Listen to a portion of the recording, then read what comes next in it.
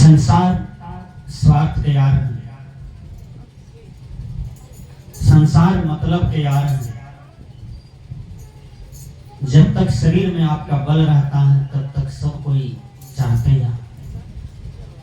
जब तक आपके पास धन दौलत है सब कोई चाहेंगे, और यह गिरते ही यह संसार मुख फेर लेते हैं। जब मुख फेरने लगे तब समझिए कि मैं तो झूठे रिश्ते नाता में भूला पड़ा था।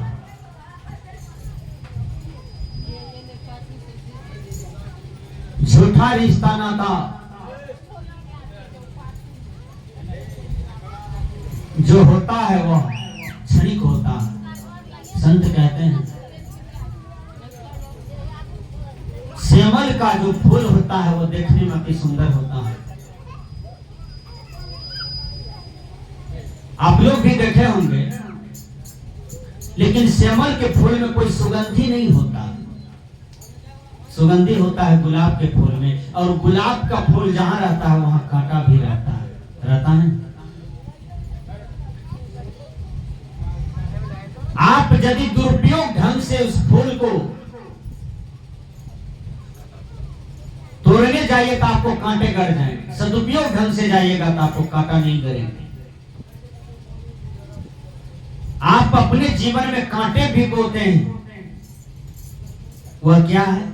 व्यभिचार करना, झूठ बोलना, नशा खाना, दूसरों का शिकायत करना, परपुरुषों से पाप करना, पराई स्त्री से पाप करना, किसी का धन बेईमानी करना, ये सारे पाप के कचरे आपके जीवन में काटा है। मरने के काल में जैसे टीवी चला दीजिए तो टीवी में सब दिखाई पड़ जाते हैं, सब दिखने लगते हैं। उसी प्रकार मरने के काल में आप जितना भी पाप पुण्य किए हैं उस समय सब आपको याद आने लगते हैं। देखिएगा कोई कोई मरने के काल में बोलते हैं, जो सो अटर पटर बोलते हैं। वो जिंदा जी जो जो किया है वही उस समय पटर पटर बोलते हैं। इसलिए याद रखिएगा। तो मैंने कहा ये दुनिया मतलब की यार है, स्वार्थ के यार है। इस पर एक सुंदर कथा है, मैं कह देता हूं। एक आदमी को पुत्र नहीं होता था। गुरुदेव जी के आश्रम पर गए। गुरुजी विरक्त थे, अच्छे महात्मा थे, साधनशील थे। उन्होंने वचन दिया कि जाओ तुम्हें पुत्र हो जाए। 12 वर्ष पर उस महिला को पुत्र हुआ। 12 वर्ष तक ससुराल में बात सुनना पड़ा। 1 वर्ष यदि किसी को बाल बच्चा नहीं होता है तो उस बहनों को बहुत दुख तकलीफ उठाना पड़ता है ससुराल में। ये संसार के लोग इतना पागल हो गया है कि शादी के बाद तुरंत पोता पोती चाहिए गोद में। फैक्ट्री कोई सीमेंट गिट्टी वाला तो नहीं है भैया इसमें बना देगा और आपके हाथ में दे देगा है? अब बहनों में बहुत बीमारी है, शरीर में कई प्रकार की बीमारी है। वो ठीक होगा तभी तो आपके गोद में पोता पोती आएंगे। कोई फैक्ट्री थोड़ा है कि मिस्त्री को बुलाओ, ईटा गिट्टी जोड़ो, उसमें दो और निकल जाएगा। ऐसा नहीं होता है। याद रखिएगा, लोग बहुत पागल हैं, तुरंत पोता पोती देखना चाहते हैं। इतना पागलपन को छोड़िए। ये संसार में इतने मनुष्य बढ़ गए हैं कि मनुष्य का वैल्यू नहीं है। उससे ज्यादा दाम बकरी खसी का लगता है। विचार कीजिएगा, मनुष्य का यह वैल्यू नहीं रहा। इससे ज्यादा ये पाठी का वैल्यू हो गया है, खसी का वैल्यू लगा दिया लोग। याद कर लीजिएगा, इतना मनुष्य बढ़ गया है दुनिया में।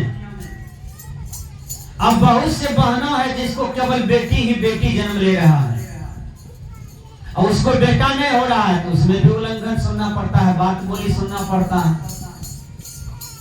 अपना हाथ में मिस्त्री थोड़ा है कि इस बार बेटे बना के भेजते हैं, बेटे जन्म दे देते हैं। नहीं, वो तो मसाला से तैयार होता है। पति का मसाला है, पत्नी का मसाला है, दोनों का मसाला से यदि पुत्र हुआ तो पुत्र, पुत्री हुआ तो पुत्री।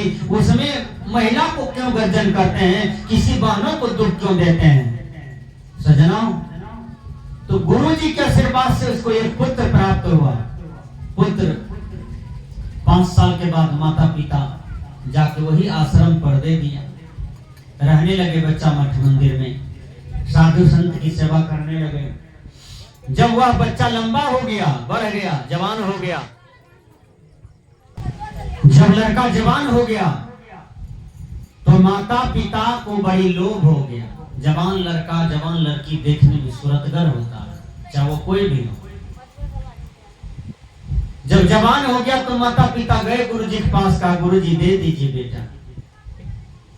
गुरु जी को दया लग गया, कहा अरे तू तो बोला था इसको ब्रह्मचारी बनाओ, महात्मा बनाओ, फिर ले क्यों जाते हो। कहा बाबू कोई नहीं है कुल में दिया जलाने वाला, कम से कम इसको दे दीजिए। दया आ गया, कहा ले जाओ तुम्हारा बेटा है, ले आया। और एक नवयुवती बहुत सुंदरी थी, उन्हीं से शादी कराया। शादी हो गए।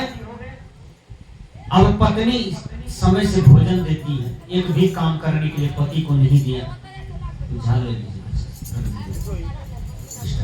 तो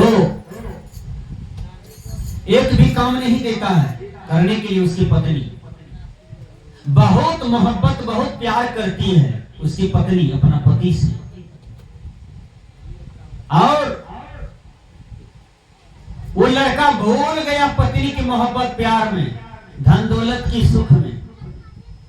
3 साल के बाद वो लड़का नहर पर टहल रहा था, गुरुजी मिले। गुरुजी कहते हैं बेटा तू सत्संग भजन भी भूल गया, कथा कीर्तन भी भूल गया, भगवत भजन भी भूल गया, तूने राम भजन कृष्ण भजन को त्याग दिया। अरे बेटा तू कैसा चला निकला, गड़बड़ चला है तू। कहा बाबा आपसे भी बढ़िया गुरु महाराज हमको घर पर, आपके आश्रम में रहते थे तो चौका लगाना पड़ता था, बर्तन मारना पड़ता था, गाय का कुट्टी सानी लगाना पड़ता था, बहुत काम आपके जगह पर करना पड़ता था बाबा। ऐसा गुरु महाराज आया है कि एक भी काम करने नहीं देता है, हमेशा चुम्बन लेते रहती है, कहती है कि पतिदेव आप 1 मिनट भी बिछुड़िएगा तो हम मर जाएंगे। कहा गुरु जी इसलिए हम नहीं आपसे मिल पाते हैं, इसलिए सत्संग भजन में नहीं जा पाते हैं, क्योंकि वह 1 मिनट भी हमको देखे बिना नहीं रह पाती है। इसलिए क्या कहेंगे गुरुदेव, बहुत सुंदर गुरु महाराज हमको माँ बाप ला दिया। गुरुदेव कहते हैं रे तू नकली के पीछे क्यों भागा जा रहा है, वो नकली गुरुदेव है तुम्हारा, स्वार्थ के यार है, मतलब के यार है।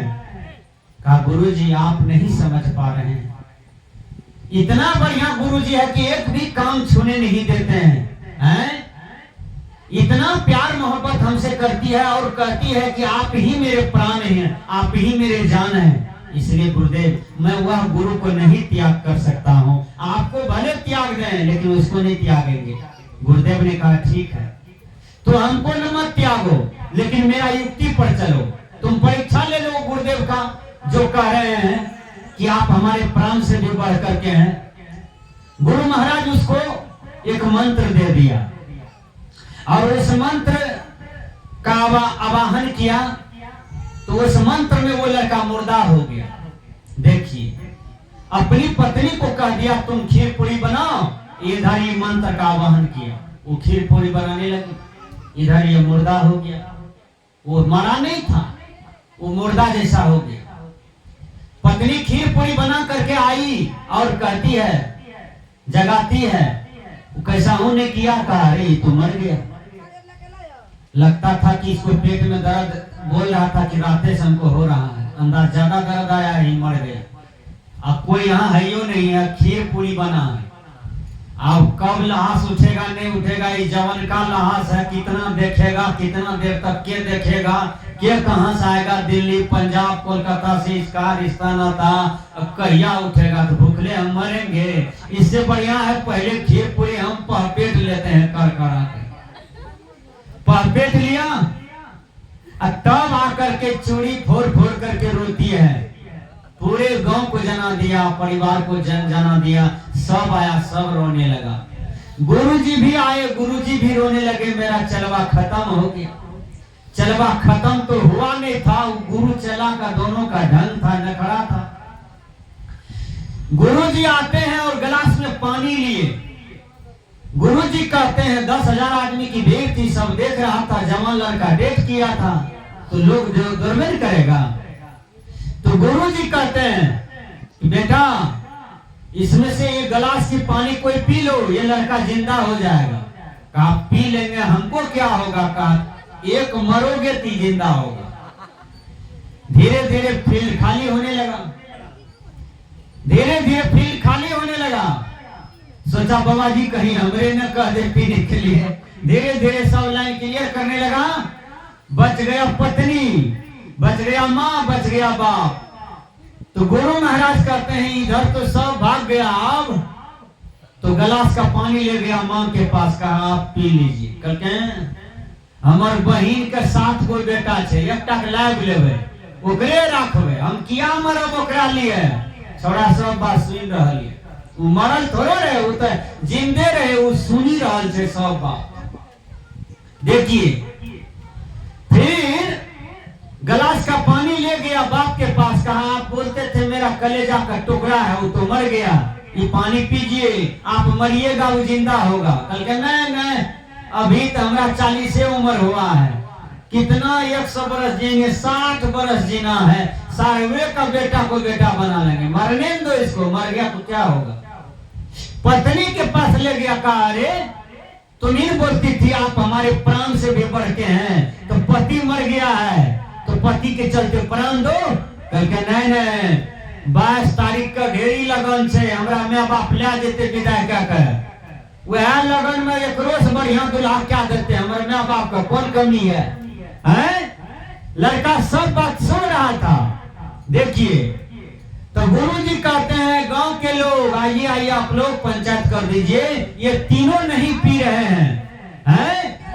हमारा चला है, हमको जिंदा करना है, मेरा शिष्य है, हमको जिंदा करना है, क्या करें। तो सब गांव वाले मिल करके कहते हैं देखिए आपका शिष्य है, आपका चला है, आपको दया लगता है, चला शिष्य को जिंदा देखना चाहते हैं, तो आप ही पी लीजिए। गुरु महाराज आपको कोई है नहीं है, या पी लीजिएगा तो मर जाइएगा तो क्या दिक्कत है, कोई रोने वाला थोड़ा है। कहा ठीक है बोले। तो गुरु महाराज पानी पी लिए, हैं? गुरु महाराज नीचा में घोलट गए, चलवा जग गया, खड़ा हो गया। अब 5 मिनट के बाद गुरु महाराज जग गया, खड़ा हो गया, तो दोनों गुरु चला कांधे में कांधे मिलाया और चल दिया आश्रम की तरफ। तो पत्नी पकड़ती है, माँ बाप पकड़ते हैं, बेटा घर चलो। कहा नहीं, अब घर हम कैसे जाएंगे, अब ना हमको होश आया कि संसार मतलब का यार है, संसार स्वार्थ का यार है? यहाँ कोई किसी का नहीं है।